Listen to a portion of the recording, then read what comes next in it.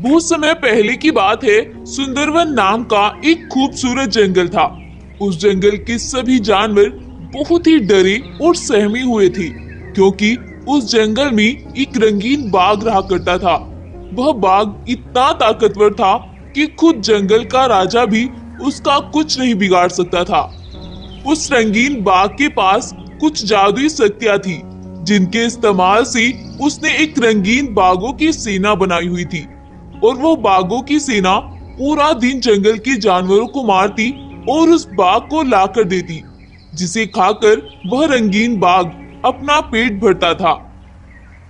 उस रंगीन बाघ का खौफ जंगल में इस कदर फैला हुआ था कि कोई भी जंगल का जानवर किसी भी टाइम जंगल में घूमता हुआ दिखाई नहीं पड़ता था, और जो भी दिखाई पड़ता था वही उस रंगीन बाघ की सेना के हत्थे चढ़ जाता था, जिसको वो मारने में एक सेकंड का भी वक्त नहीं गवाता था। उस जंगल का राजा रुद्र नाम का एक बहुत ही नेक शेर था। रुद्र शेर चाहकर भी उस जालिम बाघ का कुछ नहीं बिगाड़ सकता था, क्योंकि उस रंगीन बाघ के पास रुद्र शेर के जैसी 10 शेरों से भी ज्यादा ताकत थी। इसीलिए रुद्र शेर बेचारा बस परेशान ही हो सकता था और अपने जंगल को बचाने की ईश्वर से दुआएं मांग सकता था। और उधर वह जालिम बाघ अपने ही कामों में लगा हुआ था, और उसका जो भी मन कर रहा था वह बेझिझक किए जा रहा था।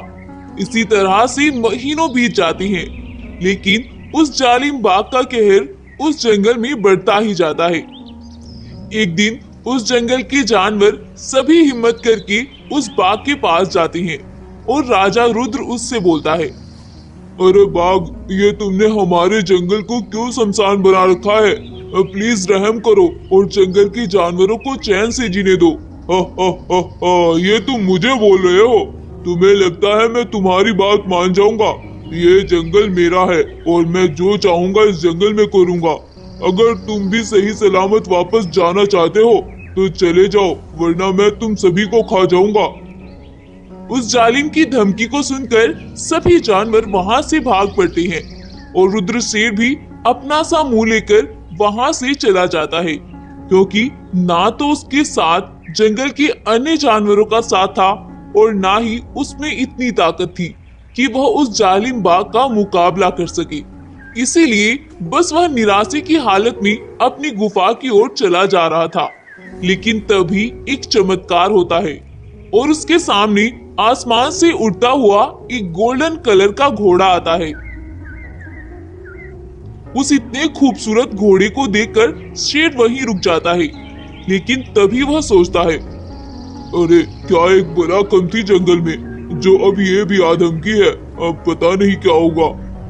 तभी वह गोल्डन घोड़ा उससे बोलता है, घबराओ नहीं, मैं तुम्हें नुकसान पहुंचाने इस धरती पर नहीं आया, बल्कि मैं तो तुम्हारे फायदे के लिए ही इस जंगल में भेजा गया हूँ। बताओ क्या परेशानी है इस जंगल में?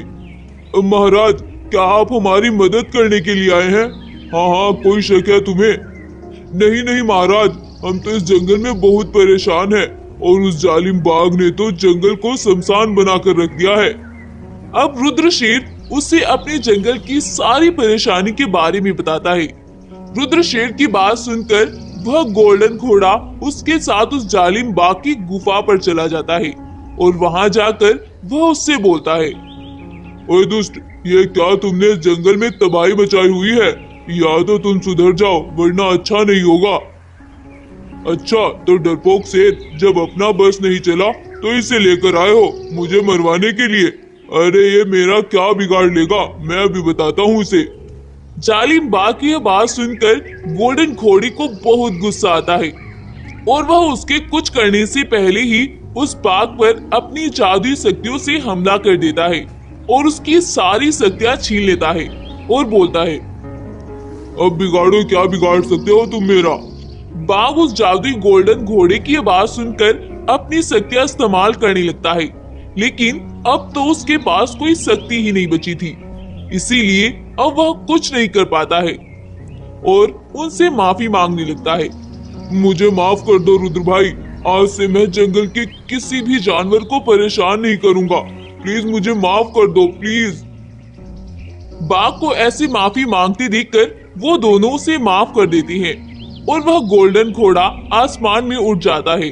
अब जंगल में शांति बन जाती है और रुद्र और बाघ दोनों दोस्त बनकर पूरे जंगल की देखभाल करते हैं और अपने जंगल में खुशी खुशी रहने लगती हैं। और ये कहानी भी यहीं पर खत्म हो जाती है। शिक्षा, इस कहानी से हमें सीख मिलती है कि हमें कभी भी अपनी ताकत पर घमंड नहीं करना चाहिए, क्योंकि कुछ भी पूरे समय के लिए नहीं होता है। इसीलिए हमें हर सिचुएशन में एक जैसा बिहेव करना चाहिए और माफ करने से कोई छोटा या बड़ा नहीं हो जाता।